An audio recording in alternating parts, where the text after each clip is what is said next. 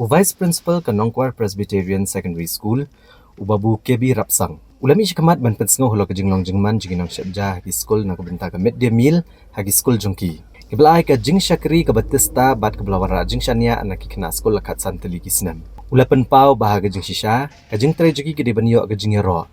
Nrei kaladan penban ke jing ban ben bat ke ba senjor penban kakam ke bagi kitrai. Ubabu Rʃoᴜ ulapan syai bagi kena school kibayo jing metoy nagani school hagi Nᴏ Presbyterian Secondary School kidan baro arspa prapun reungut. Kabagentup na do kelas nursery hado kelas 8. Nrei ke jing trishtam jugi ninginong syat kalong kabajur bha namar khap bantrai kombasan gentah ke sisngi ban nang tade khap bantrai tam ha kapodjan miet ban wanjit ukau bat gijur kenang ban pen kloy ya ke jing pen kre ha ke step ke babut. Ula benrap ru bagi ni ginong syat kilayo ke jing sio ke bakandai spa tengka sibenai. Ha kapor bagi jing remdor jing dan kam kala kiop ha. Bat kim don ru dikibai kilat bantrai dikibai pat kikam bagi ban pediang ha ke bantrai tang ha ke skol ha ke negador ke bakandai spa tengka sibenai. Namar kata ula kentu ke sorkar jela bagadai ban perkat agar hukum ke bedai ya ginong syat bat ban pendu no ke jing ban ben yaki.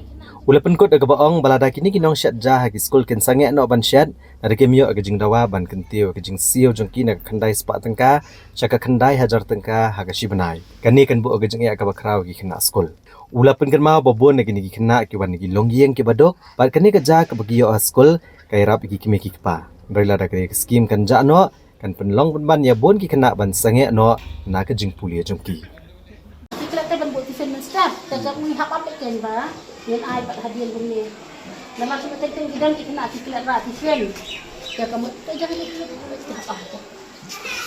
Kita kena untuk kita rat event kita kamu ni hap ai dah. Taken by the cook for prepared the midday meal. Nearly 6 or 7 hours they have to prepare. Firstly, in the evening time they have to come to clean rice, vegetable now. The next morning from 7 a.m. they have started for cooking. Because here in school we use a tiffin system. We used to pack in tiffin, then we deliver, we distribute to the children, to the students. Regarding this payment, I need this payment for cook. For per month, 900 rupees. It is, I cannot say anything.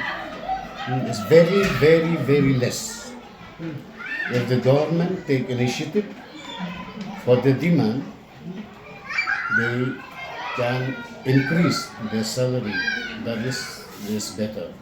Not only for the cook, but for the betterment of the school student.